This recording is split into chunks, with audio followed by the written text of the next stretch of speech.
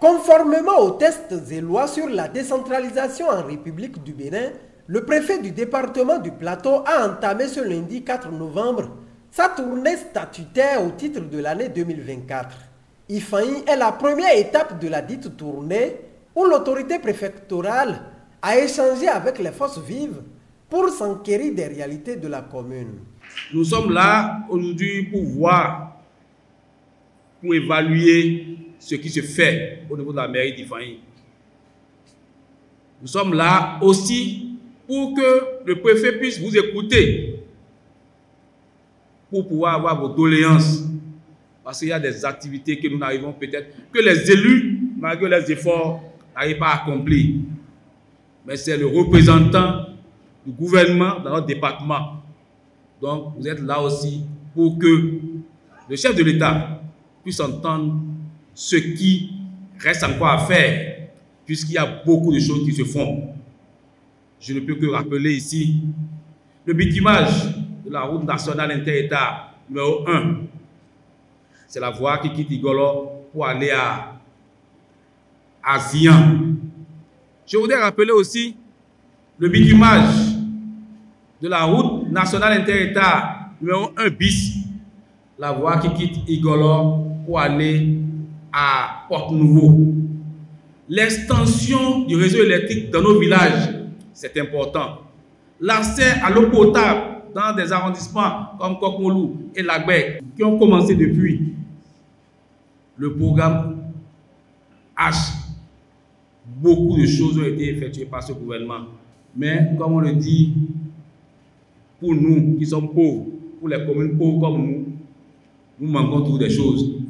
Ma descente en personne dans les communes est loin d'être un effet du hasard.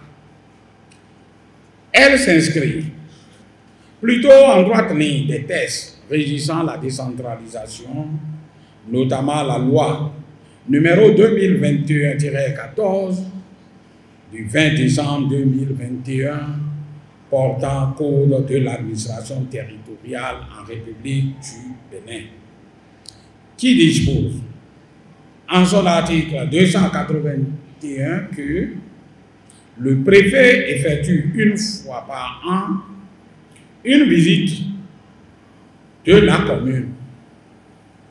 La visite fait l'objet d'un rapport adressé au ministre chargé de l'administration territoriale avec copie au maire qui le communique au conseil communal pour information et ou délibération si cela est nécessaire. Fin de citation.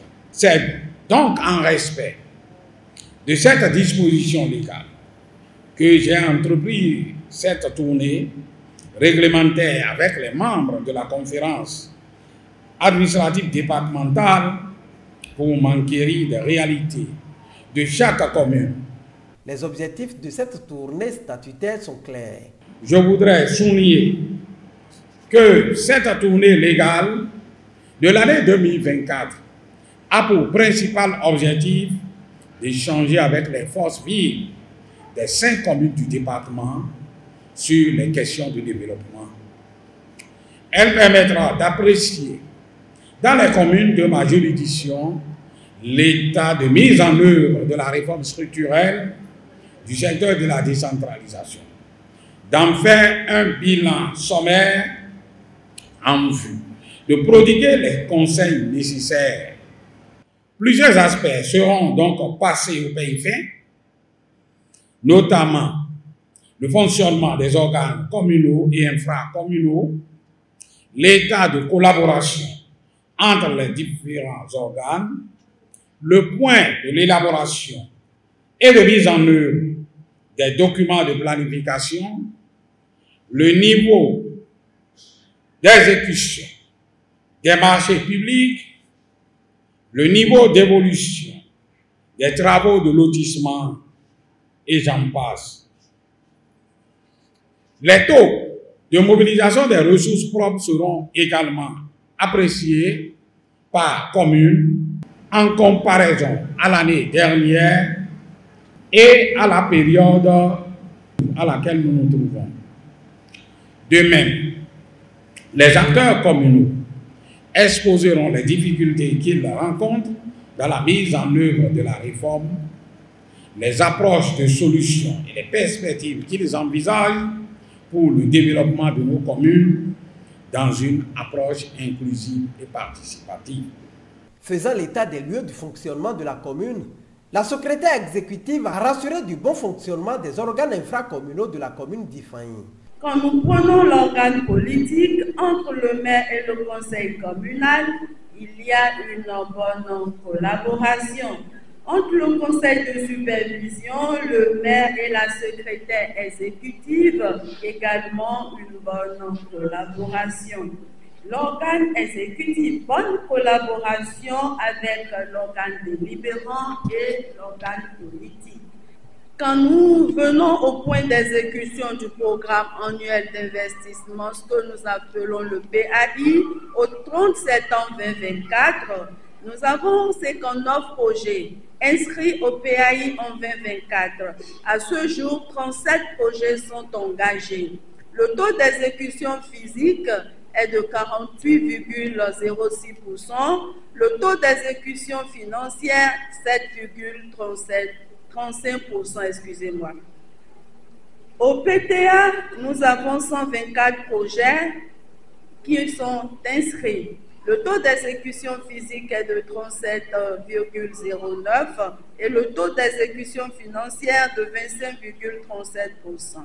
Monsieur le préfet, il convient d'appeler votre bienveillante attention sur la préoccupation suivante: l'accélération des travaux de bitumage de la voie Porto-Novo-Nicolò.